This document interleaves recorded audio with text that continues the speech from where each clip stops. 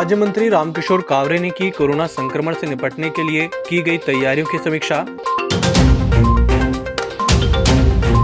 25 मांगों को लेकर C2 श्रमिक संगठनों ने सौंपा ज्ञापन।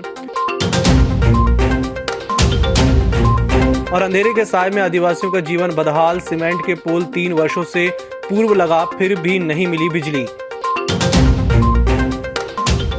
नमस्कार, बालाघाट लाइव के इस बुलेटिन में आपका स्वागत है। मैं हूं आपके साथ आकाश। जल संसाधन विभाग के राज्य मंत्री रामकिशोर कावरे ने बुधवार को कलेक्ट्रेट सभाकक्ष में अधिकारियों और जनप्रतिनिधियों की बैठक लेकर बालाघाट जिले में कोरोना संक्रमण से निपटने के लिए की गई तैयारियों की समीक्षा की। बैठक में जिला पंचायत प्रधान रेखा बिसेन, कलेक्टर दीपक आर्य, पुलिस अधीक्षक अभिषेक तिवारी, अपर कलेक्टर फ्रैंक नोबेल ए, सिविल सर्जन डॉक्टर आर के मिश्रा और सामाजिक संगठनों के प्रतिनिधि उपस्थित थे। मंत्री कावरे ने बैठक में कहा कि बालाघाट जिले में कोरोना के मरीजों की संख्या तेजी से बढ़ रही है। ऐसे में अस्पतालों में पर्याप्त संख्या में बेड और उपचार के इंतजाम होने चाहिए। कोरोना के मरीजों की बढ़ती संख्या के कारण आम लोगों में डर की भावना हो रही है, इसे दूर करने की जरूरत है। जिले में मॉयल और HCL के पास भी अस्पताल उपलब्ध है, उनका भी कोरोना काल में उपयोग किया जाए। कोरोना संक्रमित मरीजों का उपचार ठीक हो और उन्हें किसी तरह की परेशानी ना हो।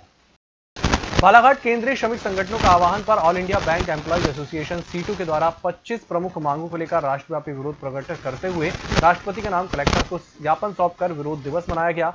इस दौरान दिवस का विरोध करने वाले कर्मियों के द्वारा कहा गया कि श्रमिक विरोधी विनाशकारी नीतियों और वेतन में कटौती और रोजगार पर हो रहे हमलों का श्रम कानूनों में प्रतिकूल परिवर्तनों का विरोध किया गया। इसी तरह देश में निजीकरण, श्रम कानूनों की धज्जियां उड़ाना, रेलवे का निजीकरण करके कर्मियों को निकाला जा रहा है, जिससे वह लोग बेरोजगार हो रहे हैं, जिसके विरोध में राष्ट्रव्यापी आंदोलन कर विरोध दिवस मनाया गया। पूरे जो राष्ट्रीय संगठन है देश के, उनके आह्वान पर आज पूरे राष्ट्र में निजीकरण, कृषि को निजी हाथों में सौंपने, मजदूर विरोधी कानून बनाने, श्रम कानून जो हमारे 1948 देश स्वतंत्र होने के पहले जो बने थे वो कानूनों को समाप्त कर रहे हैं और रेलवे का निजीकरण कर रहे हैं। रेलवे तुम्हारे एरोप्लेन बेच रहे हैं, हवाई अड्डे बेच दिए गए, रेलवे स्टेशन बेच दिए गए वर्तमान सरकार द्वारा। उसी के विरोध में आज पूरे देश में सभी राष्ट्रीय संगठनों द्वारा विरोध दिवस मनाया जा रहा है और उनकी सभी मांगों के संबंध में राष्ट्रपति महोदय को एक ज्ञापन विस्तृत लिख के भेजा जा रहा है। क्या क्या मांगे आपको? उसमें मांगे हमारे निजीकरण करो, को रोजगार दो, कृषि क्षेत्र में निजीकरण करना बंद करो, देश को बेचना बंद करो आदि बहुत सारे मांगे, 20-25 मांगे हैं। आज के इस आधुनिक युग में जिले के नक्सल प्रभावित वनांचल क्षेत्रों में रहने वाले बैगा आदिवासी आज भी सूरज की पहली किरण के साथ नई उम्मीद की तलाश में घर से निकलते हैं, तो वहीं शाम होते ही डूबती किरण के साथ अंधेरे की काल कोठरी में दुबक जाते हैं। इन आदिवासियों की बुनियादी सुविधाओं के निराकरण के लिए जिला प्रशासन द्वारा अथक प्रयास किया जा रहा है, बावजूद इसके सुविधाएं नहीं मिल रही है। सड़क, बिजली, पानी, स्वास्थ्य, शिक्षा आदि जैसी बुनियादी समस्याएं मानो उनकी कोख से ही जन्मी हो। इस तरह की तमाम जानकारी इनको क्षेत्र में दौरे के समय मिलती है। हालांकि ये कटु सत्य है कि अनेक क्षेत्रों को पुल, पुलियों और सड़कों से जोड़ दिया गया है, लेकिन बिजली, पानी और स्वास्थ्य की समस्या अभी भी बनी हुई है, जिनके निराकरण का प्रयास किया जा रहा है। लांजी विकास खंड के अंतर्गत आने वाली देवर बेली ग्राम पंचायत की बरगुड़, सतोना, नरपी, मलकुआ, नल्लेझरी, सायर, संदूका, बैगा बाहुल गांव की प्राप्त हुई है। कोतवाली पुलिस को गांजे की बड़ी खेप के साथ 3 गांजा तस्करों को पकड़ने में सफलता मिली है। ये गांजा तस्कर महाराष्ट्र से गांजा बालाघाट में तस्करी कर फुटकर तस्करों को बेचा करते थे। मुखबिर की सूचना पर पुलिस ने मटन मार्केट वार्ड नंबर 10 से फिरोज खान के घर पर दबिश देकर आरोपी के कब्जे से 6 किलोग्राम गांजा और कमलेश बरवे तालाब के कब्जे से 5 किलो 500 ग्राम गांजा, कुल 11.5 किलो गांजा जब्त की है, जिसकी कीमत लगभग 1,15,000 रुपए बताई जा रही है। पुलिस ने आरोपियों से पूछताछ के बाद गोंदिया के एक और तस्कर गोविंद अग्रवाल को गोंदिया से गिरफ्तार किया है। कल कोतवाली पुलिस की टीम द्वारा एक बड़ी कार्रवाई गांजे अवैध विक्रय के विरुद्ध की गई। इसमें हमारे कोतवाली की टीम द्वारा 2 आरोपियों को गिरफ्तार किया गया है। एक आरोपी का नाम है फिरोज खान, पिता मेहताब खान, निवासी mutton market ward number 10 Balaghat, जिसके कब्जे से कल 6 किलो अवैध गांजा मादक पदार्थ प्राप्त हुआ है, जिसकी कीमत लगभग 60,000 रुपये है। और इसी के साथ एक और मुखबिर की सूचना मिली थी, जिसमें एक आरोपी कमलेश बरवे, पिता बुधराम बरवे, निवासी दर्री तालाब रोड बालाघाट, इसको भी कल इसके घर पर दबिश देकर आरोपी के कब्जे से 5.5 किलो अवैध गांजा कीमत करीबन 55,000 रुपये जब्त किया गया है। दोनों ही केस में अलग अलग FIR दर्ज की गई है हमारे द्वारा 8/20 NDPS एक्ट के तहत। पहले आरोपी जो मैंने बताया फिरोज खान के द्वारा बताया गया कि उसके द्वारा ये गांजा जो है अवैध रूप से एक गोंदिया के व्यापारी से लगातार खरीदा जा रहा था। तो पुलिस द्वारा काफी अच्छी कार्रवाई कल करते हुए कोतवाली की टीम द्वारा गोविंद अग्रवाल पिता रामलाल अग्रवाल निवासी बसंत नगर गोंदिया, इसको भी कल रात को कार्रवाई करते हुए गिरफ्तार किया गया है। वह इसके ही पास से गांजा जो आरोपी थे वो लगातार बालाघाट में आ रहा था।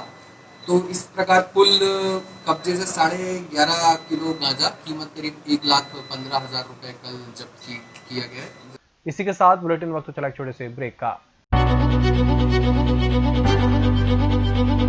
नागपुर की सुविधाएं अब छिंदवाड़ा में शहर के सबसे आधुनिक dental clinic dedicated implant facility के साथ Chaturvedi dental clinic, doctor Rahul Chaturvedi MDS, fix दांत एवं बत्तीसी लगाने के स्पेशलिस्ट।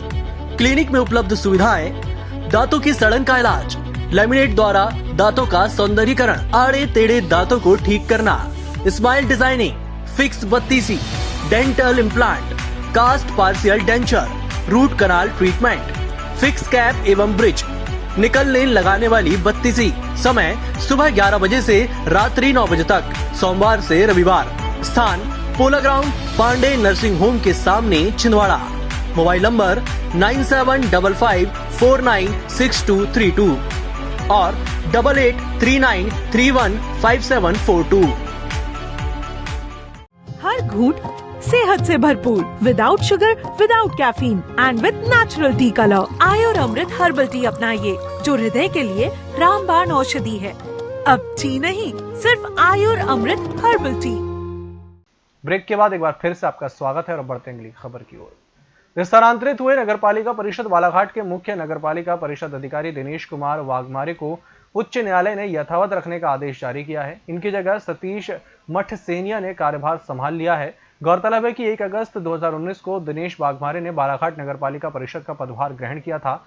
सत्ता परिवर्तन के बाद हो रहे अधिकारियों के स्थानांतरण के क्रम में 29 अगस्त 2020 को दिनेश वाघमारे का स्थानांतरण बरघाट सिवनी कर दिया गया था, जहां स्थानांतरण के स्थगन को लेकर वाघमारे उच्च न्यायालय जबलपुर में याचिका दायर की थी, लेकिन शासन की ओर से स्थगन न हो केवियट दायर की गई थी। लेकिन उच्च न्यायालय के विद्वान न्यायाधीश के द्वारा शासन द्वारा दाखिल किए गए केवियट को खारिज कर वाघमारे का स्थानांतरण रद्द करके उन्हें बालाघाट नगरपालिका में यथावत करने का आदेश जारी कर दिया गया है। वन विभाग के द्वारा वनों की सुरक्षा को लेकर समूचे वनव्रत में बारवेट तार से फेंसिंग करवाया जा रहा है, जिसमें करोड़ों रुपए व्यय हो रहा है। ये प्रक्रिया पिछले 1.5 वर्षों से जारी है, लेकिन कुछ क्षेत्रों में कुछ कारणों से बारवेट तार की फेंसिंग नहीं हो पा रही है, जिससे बारवेट तार और बिछाने के लिए लाई गई लकड़ियों की बल्लियां खराब हो रही हैं। इस तरह की जानकारी जिले के दक्षिण उकवा, उत्तर उकवा, पूर्व बहियार, पश्चिम बहियार और दक्षिण सामान्य वन मंडल के पूर्व लांची, पश्चिम लांची, किरनापुर और हट्टा रेंज के विभिन्न बीटों से प्राप्त हो रही है। इस संबंध में जब संबंधित वन कर्मियों से बात की गई तो ये पता चला कि साधन न होने की वजह से बारवेट तार की फेंसिंग नहीं हो पा रही है, जबकि यह काम मजदूरों से करवाया जाना है। अभी हाल ही में दक्षिण उकवा के पितकोना सर्किल और पूर्व लांजी के बीजागढ़ सर्किल के नरपी और किराड़ी खमारडीह का दौरा कर जानकारी ली गई तो भारी मात्रा में फेंसिंग के लिए बारवेट तार डंप रखे हुए पाए गए, जो बारिश के चलते हवा पानी लगने से खराब हो रहे हैं। बालाघाट जिले के 41 मरीजों के सैंपल कोरोना पॉजिटिव पाए गए हैं। इस प्रकार बालाघाट जिले में अब तक कुल 850 मरीज कोरोना पॉजिटिव पाए जा चुके हैं। इनमें से 353 मरीजों का उपचार किया जा रहा है और 486 मरीज ठीक होकर अपने घर जा चुके हैं। वहीं 7 मरीजों को उपचार के लिए मेडिकल कॉलेज छिंदवाड़ा रेफर किया गया है और 4 मरीजों की मृत्यु हो गई है। पॉजिटिव पाए गए इन मरीजों को कोविड सेंटर गोंगलई बालाघाट में भर्ती कराया गया है। इनमें से कुछ मरीजों को जिनकी स्थिति ठीक है उन्हें होम आइसोलेशन में भी रखा जा रहा है। नगर पालिका परिषद बालाघाट के अनुसूचित जाति महिला वार्डों के पुनः आरक्षण की कार्रवाई 24 सितंबर को की जाएगी। कलेक्टर दीपक आर्य द्वारा आरक्षण की कार्रवाई संपन्न कराने के लिए अनुविभागीय अधिकारी राजस्व KC बोपचे को प्राधिकृत अधिकारी नियुक्त किया गया है। जिला शहरी विकास अभिकरण के परियोजना अधिकारी गजानंद नाफड़े ने बताया कि नगर पालिका परिषद बालाघाट के लिए अनुसूचित जाति महिला वार्डों के आरक्षण की कार्रवाई 24 सितंबर को दोपहर 12 बजे से कलेक्ट्रेट सभा कक्ष में की जाएगी। इस बुलेटिन में फिलहाल इतना ही। नमस्कार।